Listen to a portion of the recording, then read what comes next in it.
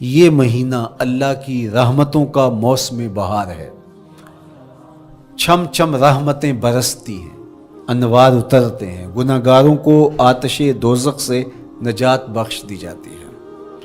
تو اس کا استقبال کرنا، اس کے لیے انتظار کرنا، گن گن کے دن گزارنا، لمحے اور ساعتیں بسر کرتے ہوئے بار بار ماہ سیام کا ذکر کرنا، یہ اس مہینے کے ساتھ محبت کی دلیل ہے، اور اس مہینے کے ساتھ محبت اللہ سے محبت کی دلیل ہے۔ اس لیے اس مہینے کا استقبال کرنا، اس کے لیے تیاری کرنا، اپنے گھر کو صاف کرنا، اس کے لیے اپنی اولاد کے دل میں شوق پیدا کرنا اور ماحول پہلے پیدا کرنے کی کوشش کرنا، تاکہ جو ہی یہ ماہ جلوہ گر ہو تو روزہ رکھنے کا مزاج پیدا ہو چکا ہو، تلاوت کلام مجید کا مزاج پیدا ہو چکا ہو، دیگر نوافل اور اچھے اعمال بجا لانے کی عادت پڑ چکی ہو۔ تو شعبان میں ہی اس کی تیاری ہوتی ہے، تاکہ رمضان المبارک آتے ہی ہم پوری طرح سے مستعد اور فعال ہو کر کے اس مہینے کی برکتوں کو سمیٹ لیں۔ اللہ کے محبوب علیہ السلام نے ارشاد فرمایا کہ جب ماہ سیام آتا ہے فتحت ابواب الجنہ، تو جنت کے 8 دروازے کھول دیے جاتے ہیں، اور جنت کے 8 دروازوں میں سے ایک دروازے کا نام باب الریان رکھا گیا ہے، جو صرف روزہ داروں کے اعزاز و تکریم کے لیے ہے۔ روزہ دار اس دروازے سے گزر کے جنت جاتے ہیں۔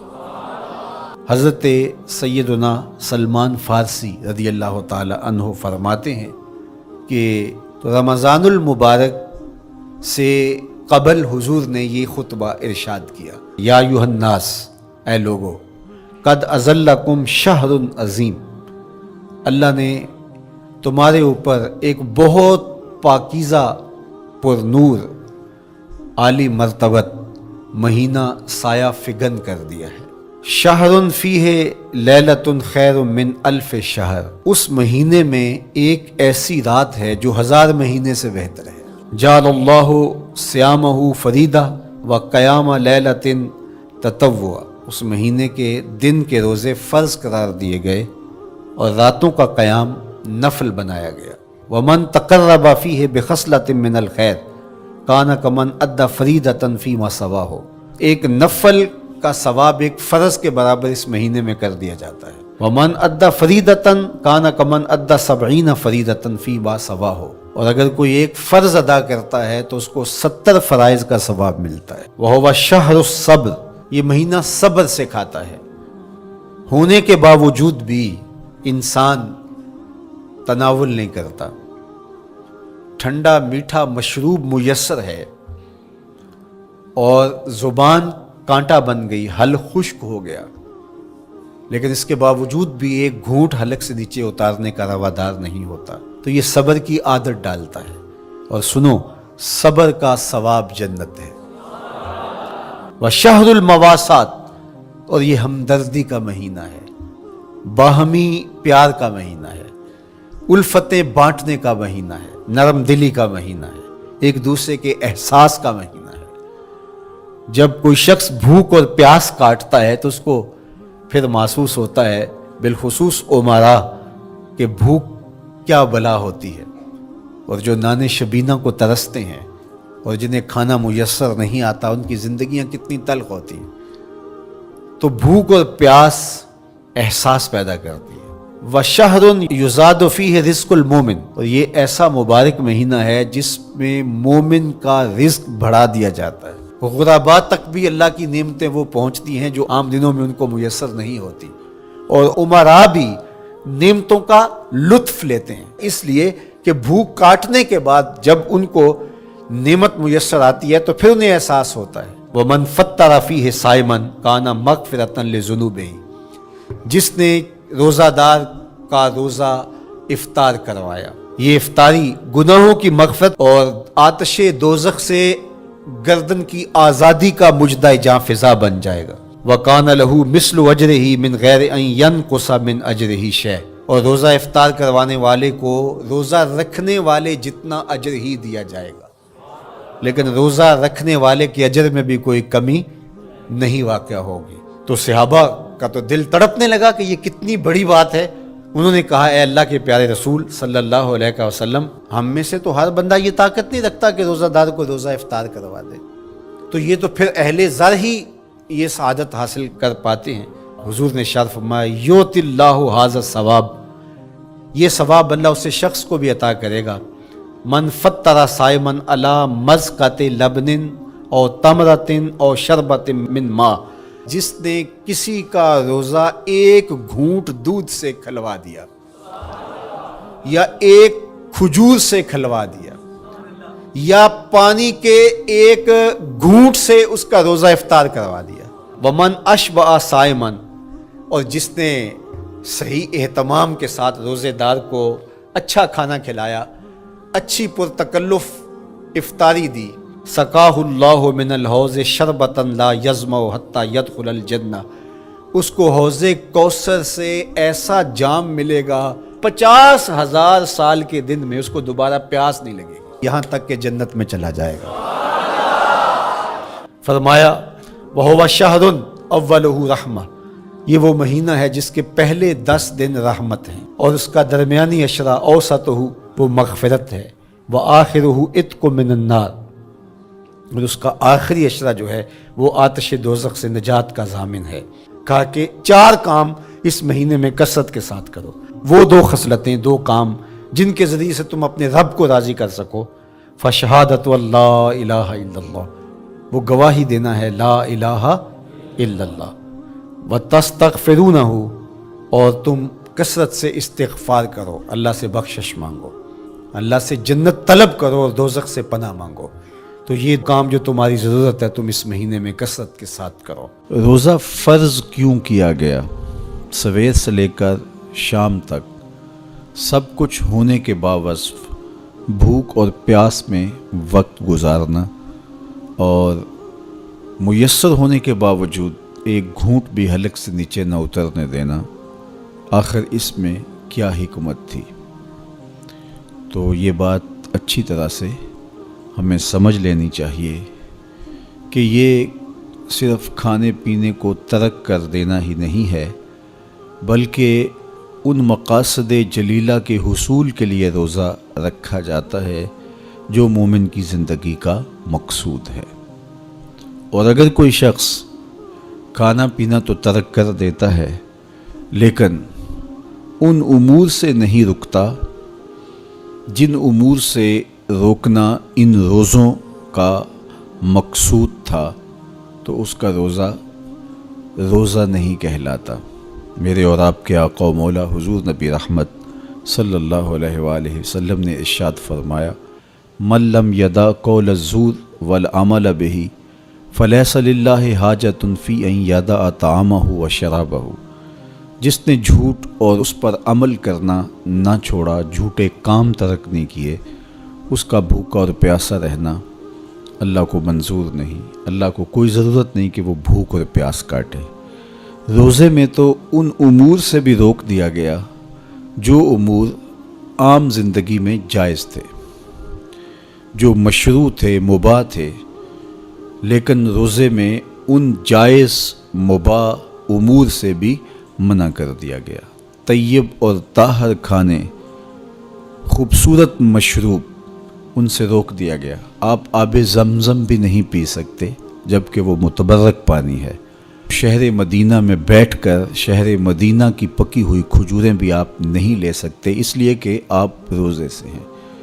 تو روزے میں آپ کو متبرک چیزیں کھانے سے بھی روک دیا گیا، متبرک مشروب پینے سے بھی منع کر دیا گیا۔ تو مجھے بتائیے، جو رب آپ کو متبرک، مشروب اور پاکیزہ کھانوں سے بھی ایک مخصوص وقت کے لیے روک رہا ہے، تو جن امور سے عام زندگی میں شریعت اسلامیہ نے ہمیں منع کیا، ہمارے رب نے ہمیں منع کیا، تو اگر روزے کے دوران ہم وہ امور بجا لائیں تو پھر روزے کی مقصدیت حاصل نہیں ہوگی۔ تو اسی لیے فرمایا جس نے جھوٹ اور جھوٹے کام نہیں چھوڑے، اس کے بھوکا اور پیاسا رہنے کی اللہ کو کوئی ضرورت نہیں ہے۔ تو وہ یہ چاہتا ہے کہ میرے بندے ان امور سے بھی جب رک جائیں گے جن امور سے عام زندگی میں نہیں روکا گیا، تو وہ لازمی طور پہ ان امور سے رکنے کی کوشش کریں گے جن امور سے اسے منع کیا گیا ہے۔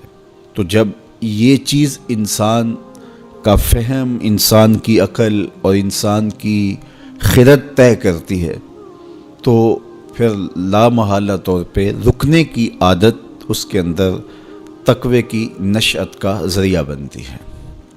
آپ نے عمومی طور پہ دیکھا ہوگا کہ رمضان المبارک کا ماہ نور جب اختتام کو پہنچتا ہے، ہمارے سامنے عید کے 2-4 دن بھی یہ مشق رہتی ہے، اچانک کوئی مشروب آیا اور پینے لگے تو رک گئے، وہ کہیں ہمارا روزہ تو نہیں، لیکن پھر خیال آتا نہیں ہم روزے تو نہیں ہیں، آج تو عید کا دن ہے، تو ہم پی لیتے ہیں۔ چونکہ پورا مہینہ دن بھر ہم مشروبات سے رکے رہے اور آج بھی دن کے اجالے میں ہمیں پانی دیا گیا تو ایک دم ہمیں جھجک پیدا ہوئی، لیکن پھر ہمیں یاد آیا کہ اب روزے بیت گئے ہیں اور میں روزے سے نہیں ہوں۔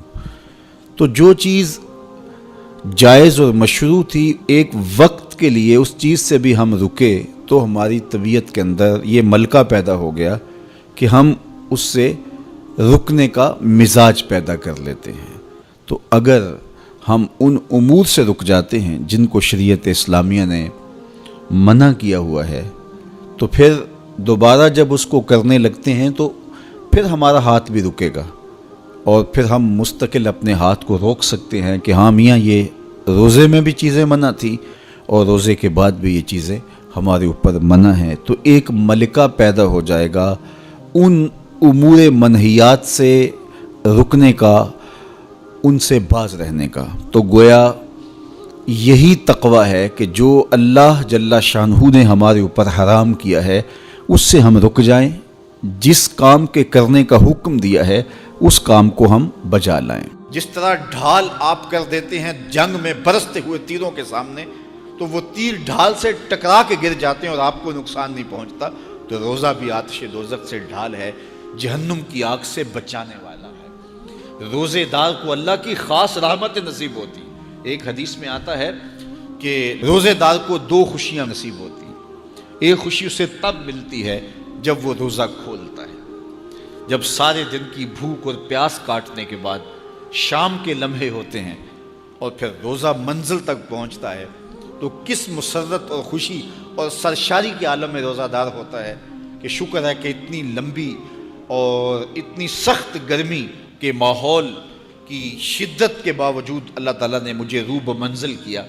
تو اس وقت ایک احساس اس کے ساتھ جڑا ہوتا ہے، اور پھر جب وہ ٹھنڈا اور میٹھا مشروب اپنے کام و دہن میں ٹپکاتا ہے اور وہ ٹھنڈا میٹھا مشروب اس کی رگوں کو تر کرتے ہوئے معدے کی طرف بڑھ رہا ہوتا ہے، اس کی زبان بولے نہ بولے دل اللہ کا شکر ادا کر رہا ہوتا ہے، اس کا ایک ایک عضو بدن رب کا شکرانہ ادا کر رہا ہوتا ہے۔ وہ ٹھنڈا اور میٹھا مشروب رگوں کو تر کرتا ہوا آگے بڑھتا چلا جاتا ہے، لیکن شکرانے کا وہ پیکر بن جاتا ہے۔ وہ ایک مسرت، ایک خوشی کا عالم ہوتا ہے کہ روزہ بھی نب گیا، سارے دن کی تکلیف بھی کٹ گئی اور اللہ نے مجھے افطار کے لمحوں تک پہنچایا۔ فرمایا روزے دار کو ایک خوشی تب ملتی ہے جب وہ روزہ کھولتا ہے، وَفَرْحَةٌ عِنْدَ لِقَاءِ رَبِّهِ، اور دوسری خوشی روزہ دار کو تب ملے گی جب روزے کے صلے میں اللہ اپنا دیدار عطا فرمائے۔ بنی آدم کے جتنے بھی عمل ہیں 10 سے لے کر 700 گنا تک اس کا ثواب اولاد آدم کو اس کا دیا جاتا ہے۔ جتنا گڑ ڈالو اتنا ہی میٹھا، تو بعض کو 10 گنا، بعض کو 70 گنا، بعض کو 100 گنا، بعض کو 700 گنا، تو 10 سے لے کر 700 گنا تک بندے کے اعمال کا صلہ دیا جاتا ہے۔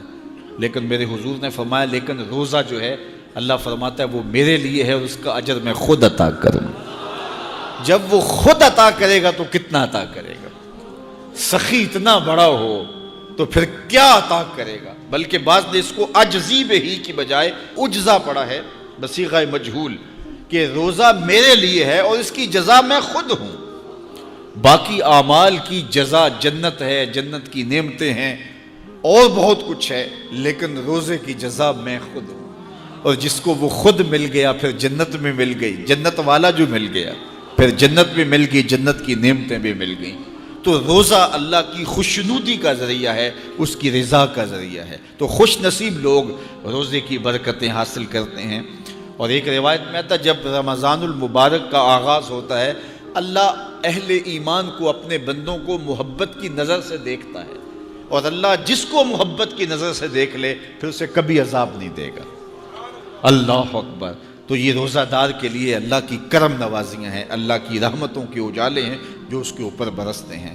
تو میں اور آپ اس ماہ انور کو، اس ماہ نور کو اس طرح سے گزاریں کہ ہمارے اندر کے پاپ دھل جائیں، ہماری غلاظتیں گناہوں کی مٹ جائیں، ہمارا سینہ صاف ہو جائے، ہم اہل ایمان کے لیے کشادہ دل ہو جائیں، ہمیں جو ہے وہ جھوٹ سے، تکبر سے، بخل سے، ریا سے اور دیگر امور بد سے اجتناب کرنے کی عادت پڑ جائے۔ روزہ جو سکھانا چاہتا ہے ہم وہ اس سے سیکھ لیں، اور روزے کی برکات ضبط نفس کی صورت میں ہمیں نصیب ہو جائیں، تو ہم روزے کے بعد بھی، ماہ صیام کے گزرنے کے بعد بھی ایک نئی زندگی لے کر، ایک تازگی لے کر، ایک نور و روشنی لے کر کے جو ہے وہ معاشرے کے، اسلامی معاشرت کے ایک اہم فرد کی صورت کے اندر جو ہے وہ سامنے آئیں۔ تو اللہ اس ماہ صیام کی برکتیں ہمیں نصیب فرمائے۔